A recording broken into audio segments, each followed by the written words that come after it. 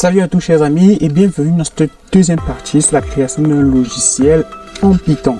Dans la dernière partie, nous avons vu ensemble pas à pas comment réaliser, comment installer les paquets nécessaires pour réaliser l'interface de notre logiciel. Aujourd'hui, dans cette vidéo, nous allons voir ensemble comment créer un premier bouton que nous allons intégrer sur le logiciel.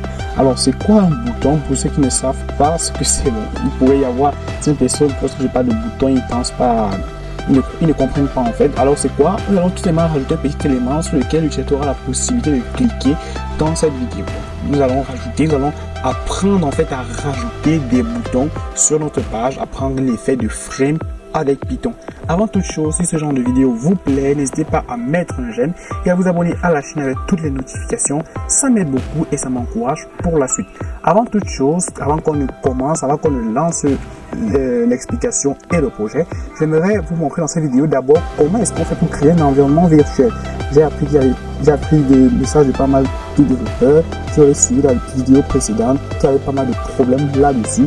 Dans cette vidéo, je vais d'abord vous expliquer comment créer l'environnement virtuel. C'est très important de créer un environnement virtuel que vous programmez depuis que vous avez un langage comme Python.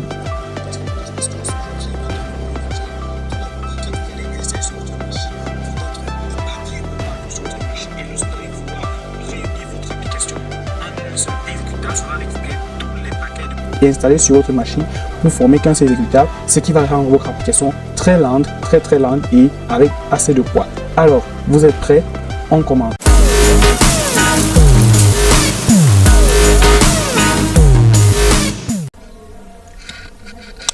Alors maintenant, pour créer maintenant l'environnement virtuel, qu'est-ce que vous allez faire? Tout d'abord, vous devez installer le paquet sur votre machine qui est appelé virtualenv. Virtualenv, c'est un paquet qui permet de créer l'environnement virtuel. Alors, c'est pas du tout le seul paquet, il existe des tas comme Conda et pas mal d'autres paquets. Mais les paquets comme Conda et autres sont beaucoup plus pour ceux qui font data analyst. Je crois que c'est data analyst ou big data, un truc dans le genre. Donc, vous allez faire Windows R, on tape Windows R, on fait CMD, on appuie sur Entrée. Une fois que ça nous dirige juste ici, je vais vous montrer ce paquet installé sur ma machine. Donc, je tape pip list. Ok, ça va un peu durer parce que j'ai trop de paquets installés, genre éparpillés comme ça. Moi, je vais tout supprimer ces paquets-ci parce que j'aime pas quand c'est comme ça. Vous voyez que là, moi, j'ai virtualenv. Donc, je l'ai juste ici. Je vais maintenant créer un dossier sur mon bureau, faire un clic droit, me rendre sur Nouveau, Dossier, et je vais l'appeler par exemple App. J'entre dans le dossier App. Je vais maintenant copier son lien, donc le lien ici. Et je vais revenir dans le CMD. Donc voilà. Je vais maintenant taper CD, qui est une commande qui va me permettre de sourcer le dossier. Donc sourcer le dossier, c'est entrer dans le dossier. Et je vais faire un clic droit dans le CMD et appuyer sur Entrée. Maintenant, on va taper la commande Python espace-m espace suivi du nom du paquet. Donc le paquet c'est venv.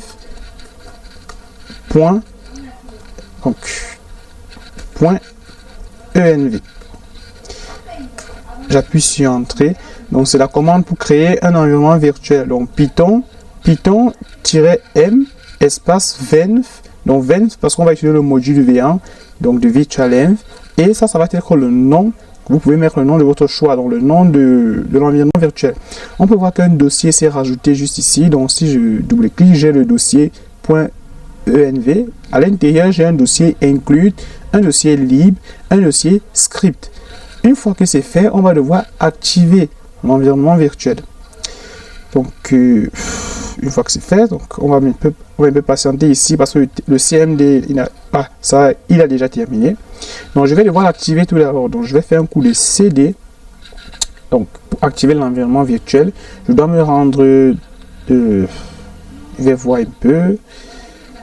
Ok.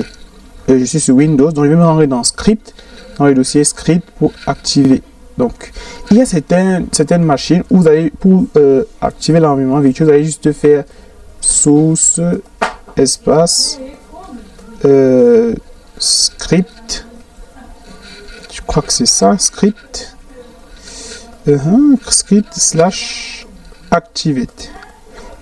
Dans certains cas, vous allez faire comme ça et certaines machines, ça va prendre. Maintenant, dans d'autres, vous allez devoir d'abord faire CD. Donc, attendez, on va un peu essayer. CD .env et je vais essayer source script activate. Vous voyez que là ça fonctionne pas. Donc là maintenant je vais essayer d'aller pas à pas en faisant maintenant cd script. Voilà. Et je vais maintenant à l'intérieur du script, je peux maintenant activer l'environnement virtuel. Alors lorsque vous voyez déjà ici le nom de l'environnement virtuel, vous pouvez savoir que l'environnement virtuel est activé. Et pour désactiver, vous allez juste faire la commande disactivate. Donc je vais maintenant sortir un tout petit peu, je vais faire cd cd encore 2 points et voilà, je suis maintenant déjà à un bon thème. Donc là vous pouvez ouvrir votre projet dans le logiciel de votre choix. Donc par exemple vous pouvez faire un clic droit, vous pouvez regarder PyCharm ou même avec Visual Studio Code, ou même encore vous pouvez juste taper ici. Si vous tapez juste par exemple code suivi de, je crois que c'est 2 points, suivi de 2 points, et je crois que ça va ouvrir directement Visual Studio Code. Mais moi je programme plutôt sur PyCharm, ce que vous avez remarqué. Alors c'est comme ça qu'on fait pour créer un environnement virtuel. Et pour ceux, vous savez, ça c'est le CMD, il est un peu vu comme le terminal. Pour ceux qui ne savent pas utiliser le terminal de VS Code de PyCharm, je vous recommande d'utiliser aussi ce CMD qui est très pratique. Alors sur ce, on va continuer en fait avec le projet qu'on avait. Donc moi je vais supprimer ce dossier-ci. Ok.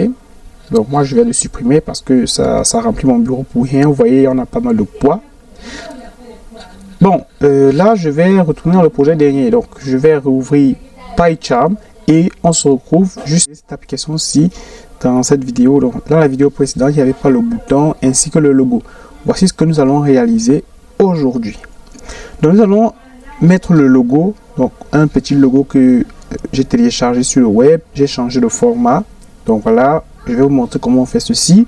Et comment est-ce qu'on fait pour rajouter le bouton Star. Donc, je vais vous montrer tout dans cette vidéo. Donc, je ferme le logiciel et je reviens dans le code de la dernière fois. Pour ceux qui ne comprennent pas tout ce code ici, j'ai expliqué ceci dans la vidéo précédente. Vous installez tout d'abord la bibliothèque Custom Tkinter sur votre machine. Vous allez créer une variable qui va initialiser les composants. On donne le titre de notre logiciel. On donne la taille du logiciel. On donne le min size, le max size. Et ici, on bloque le logiciel. Donc, on arrête tout pour exécuter. Donc voilà, nous allons tout d'abord apprendre à mettre une image comme vous l'avez vu précédemment. Tout d'abord, vous devez choisir l'image de votre choix. Donc par exemple, si je viens ici, donc j'ai pas du tout d'image ici. Je dois avoir une image quelque part. Donc cela, c'est dans le dossier de ce projet-là, en formation. Et voici l'image. Alors vous allez devoir convertir l'image. Donc si vous voyez, il fait un clic droit, il va à propriété, puis à sécurité, vous pourrez voir que l'image est en point ICO. Vous devez changer son format d'image. Si c'est en PNG, vous devez le mettre en ICO. Peu importe le format, ça doit être en fait en ICO. Alors, parce que c'est fort probable que ça ne fonctionne pas si c'est au format PNG. Ça ne va pas du tout très bien fonctionner. En plus aussi de cela, donc lorsque vous allez en fait mettre l'image, je vais vous montrer en fait comment on fait pour l'intégrer. On commence donc d'abord par l'image. Alors, où est-ce qu'on va écrire le code et quel est ce code-là qu'il faudrait écrire? Nous allons mettre le code à ce niveau parce que ceci est la partie de personnalisation. Donc, je vais un peu commenter ce code ici. Donc, juste ici, je vais mettre comme ceci. D'abord, import de la bibliothèque. Donc, voilà. Ici, je vais mettre personnalisation de l'app.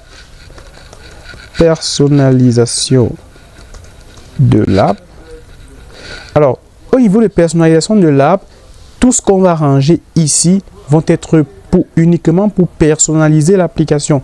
C'est-à-dire, ça va être le décor, les contours, les couleurs, et etc. Alors, pour rajouter l'icône dans le logo, de notre choix, vous allez devoir d'abord convertir l'image. Vous allez récupérer votre image et la convertir. Nous tous, on sait comment est-ce qu'on fait pour convertir une image. Vous allez prendre l'image, vous allez la glisser sur un site de conversion. Vous pouvez aller sur Google, vous tapez site de conversion d'image, ou demandez même à ChatGPT de vous donner le nom des sites permettant de convertir une image. Attention, ne faites pas juste le clic droit sur une image, vous modifiez et vous chargez juste l'extension. Ça ne fonctionne pas du tout comme ça. Donc, ici, pour ajouter l'image, on va tout d'abord faire un coup de app. App, pourquoi? Parce que c'est le nom de la variable de l'application. .icon bitmap. Entre parenthèses, on va maintenant mettre tout simplement ici le nom de notre image. L'image, elle est juste là. Et elle s'appelle img.ico. Donc, .ico. OK. Donc, je vais cliquer sur Run Python File avec la petite flèche pour que vous puissiez voir comment ça fonctionne. Et là, vous pouvez voir que j'ai le logo juste ici qui fonctionne parfaitement. Maintenant, comment est-ce qu'on fait pour rajouter le bouton comme ce qu'on avait tout à l'heure? Je vous explique tout cela tout de suite. Donc, nous allons voir maintenant comment rajouter le bouton dans notre page, comment dans la fenêtre de notre logiciel. N'hésite pas à mettre un like, abonne-toi et ça aide beaucoup, ça encourage pour l'évolution de la chaîne. Ok, alors c'est bon, on est parti. En fait, avec la bibliothèque Custom Tkinter et avec toute autre bibliothèque d'interface graphique, il existe ce qu'on appelle les widgets. Les widgets, ce sont un peu des petites boîtes, des petits éléments qu'on va pouvoir utiliser pour intégrer sur le projet. Alors, il y a certaines bibliothèques comme PyQt 6 où pour utiliser les widgets, vous aurez besoin de les appeler, donc d'importer. Alors, avec Custom Tkinter, c'est pas du tout obligé. Je vais vous mettre un petit lien vers la description. Dans la description de cette vidéo, je vais vous mettre un lien vers la documentation de Custom Tkinter pour que vous puissiez apprendre à utiliser ces widgets. Alors, maintenant, pour créer un bouton, comme vous avez vu tout à l'heure au début de la vidéo, c'est très simple. Je vais d'abord mettre ici, je vais début de la création du bouton. Pour créer maintenant le bouton, c'est très simple. Je vais créer tout d'abord une variable que je peux appeler submit underscore bouton. Submit underscore bouton va être maintenant donc égal à un coup de ctk.ctk bouton. Je vais maintenant mettre entre parenthèses, je vais impacter le bouton, je vais récupérer tout le bouton et le mettre à l'intérieur de mon application. Pour mettre maintenant le bouton à l'intérieur de mon application, c'est très simple. À ce niveau-ci, on va tout simplement mettre .app, virgule. Alors, pourquoi est-ce qu'on met app à ce niveau? App, c'est tout simplement le nom de la variable qui contient, en fait, c'est la variable qui contient tout concernant l'application. Parce que si vous aimeriez récupérer un élément pour l'injecter dans le logiciel, vous allez le mettre dans la variable qui, elle, contient le logiciel. Et c'est cette variable-ci, la variable app.